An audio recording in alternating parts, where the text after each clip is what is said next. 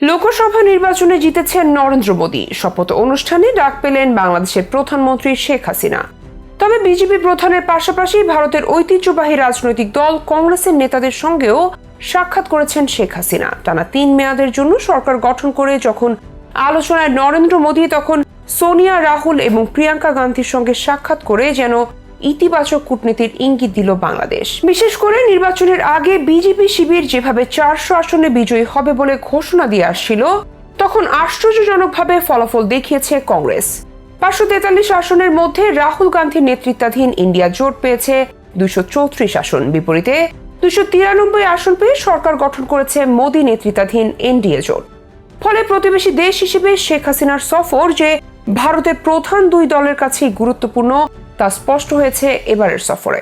আন্তর্জাতিক রাজনীতিতে ভারতের লোকসভা নির্বাচনে আগ্রহ থাকে গোটা দুনিয়া। কে হবেন বিশাল এই দেশের সরকার প্রধান, কে হবেন বিরোধী দলের নেতা, তা নিয়ে কৌতূহলের শেষ নেই। প্রতিবেশী দেশ হিসেবে বাংলাদেশও আগ্রহের শেষ নেই ভারতের নির্বাচন নিয়ে। তাই ধারাবাহিকতায় ভারতে টানা তৃতীয়বারের মতো সরকার গঠন করেছে ভারতীয় জনতা পার্টি বিজেপি। আর দলের প্রধান নেতা হিসেবে নরেন্দ্র মোদী হয়েছেন সরকার প্রধান। শপথ গ্রহণ অনুষ্ঠানে বিভিন্ন দেশের রাষ্ট্রপ্রধানদের আমন্ত্রণ জানানো হয়েছে বিজেপির পক্ষ থেকে। হিসেবে আমন্ত্রিত হয়েছেন বাংলাদেশের সরকার প্রধান শেখ হাসিনা। প্রধানমন্ত্রী হিসেবে নরেন্দ্র মোদীর শপথ গ্রহণ অনুষ্ঠানে হাজির হয়েছেন বাংলাদেশের সরকার প্রধান। কেবল ক্ষমতাসীন বিজেপির অনুষ্ঠানেই নয়, বরং দেশটির বর্তমান বিরোধী দল কংগ্রেসের প্রধান নেতাদের সঙ্গে বৈঠক করেছেন প্রধানমন্ত্রী শেখ হাসিনা। ভারতের ঐতিহ্যবাহী রাজনৈতিক পরিবারের প্রভাবশালী 3 সদস্য কংগ্রেস নেতা সোনিয়া গান্ধী এবং তার ছেলে রাহুল গান্ধী ও মেয়ে প্রিয়াঙ্কা গান্ধী। বর্তমানে কংগ্রেসের পার্লামেন্টারি পার্টির সভাপতি সোনিয়া গান্ধী। দলের সাবেক সভাপতি রাহুল গান্ধী ও অন্যতম নীতি নির্ধারক এবং দলের অন্যতম সাধারণ সম্পাদক হিসেবে দায়িত্ব পালন করছেন প্রিয়াঙ্কা গান্ধী। গত 8 জুন ভারতের প্রধানমন্ত্রী হিসেবে নরেন্দ্র মোদী তৃতীয় মেয়াদে শপথ গ্রহণের অনুষ্ঠানে যোগ দিতে দিল্লি পৌঁছান প্রধানমন্ত্রী শেখ হাসিনা। লোকসভা নির্বাচনে বিজেপি নেতৃত্বাধীন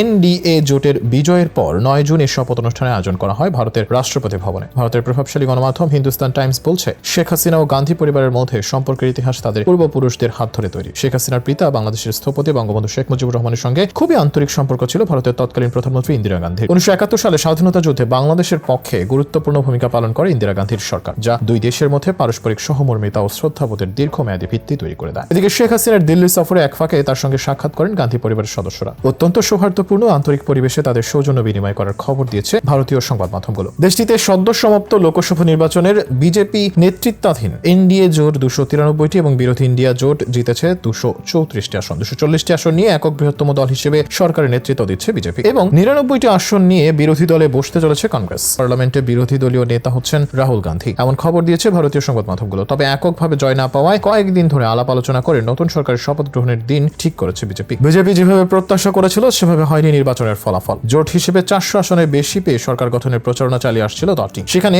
একক দল হিসেবে 240টি আসন পেয়ে আবারও ক্ষমতা এসেছে বিজেপি। তবে 240 আসন পেলেও সেই মসনদ নিশ্চিত নয়, সেখানে প্রয়োজন পড়ে জোটের শরিকদের। বিজেপি এবং তাদের এনডিএ জোটের দলগুলো মিলিয়ে পেয়েছে সর্বমোট 293 আসন। এছাড়া রাহুল গান্ধীর নেতৃত্বাধীন ইন্ডিয়া জোট পেয়েছে 234 আসন। গত 9 জুন সন্ধ্যায় নয়াদিল্লিতে রাষ্ট্রপতি ভবনে মেয়ে সাইমা ওয়াজেদকে সঙ্গে নিয়ে শপথ অনুষ্ঠানে যোগ দেন বাংলাদেশের প্রধানমন্ত্রী শেখ হাসিনা। এছাড়াও শপথ গ্রহণ অনুষ্ঠানে উপস্থিত ছিলেন নেপালের প্রধানমন্ত্রী পুষ্পকমল দহল প্রচন্ড, মালদ্বীপের প্রেসিডেন্ট মোহাম্মদ মুইজ্জু, শ্রীলঙ্কার প্রেসিডেন্ট রনিল বিক্রমাসিংহ। প্রধানমন্ত্রীর হঠাৎ ভারত সফর নিয়ে সাংবাদিকদের সঙ্গে আলাপকালে পররাষ্ট্রমন্ত্রী ডক্টর হাসান মাহমুদ জানান, শপথ গ্রহণের পর নরেন্দ্র মোদী ও শেখ হাসিনার মধ্যে একান্ত বৈঠক হয়েছে। সেখানে বাংলাদেশ ও ভারতের বিদ্যমান সম্পর্ক আরো দৃঢ় করতে আগ্রহ প্রকাশ করেছেন তারা। এছাড়া দুই নেতা আশা প্রকাশ করেছেন বিদ্যমান দ্বিপক্ষীয় সম্পর্ক আগামী দিনগুলোতে আরো গভীর হবে। এদিকে জাঁকজমকপূর্ণ এক আয়োজনে গত 9 জুন রাষ্ট্রপতি ভবনে মোদীর শপথ গ্রহণ অনুষ্ঠান এবং নৈশভোজ ছিলেন না কংগ্রেসের প্রধান 3 নেতা। রাষ্ট্রীয় আচারের বাইরে শেখ হাসিনার সঙ্গে সৌজন্য সাক্ষাৎ করতে যান তারা। অর্থাৎ ভারতের প্রধান বিরোধী দল হলেও বাংলাদেশের সঙ্গে বন্ধুত্বপূর্ণ সম্পর্ক বজায় রেখে পুরনো দিনের স্মৃতি ঝালিয়ে নিলেন গান্ধী পরিবারের উত্তরসূরিরা। দিন শেষে বাংলাদেশ ভারতের প্রধান প্রতিবেশী দেশের একটি, সেটাই যেন বার্তা এলো এবারের সফরে, যেখানে সরকারি এবং বিরোধী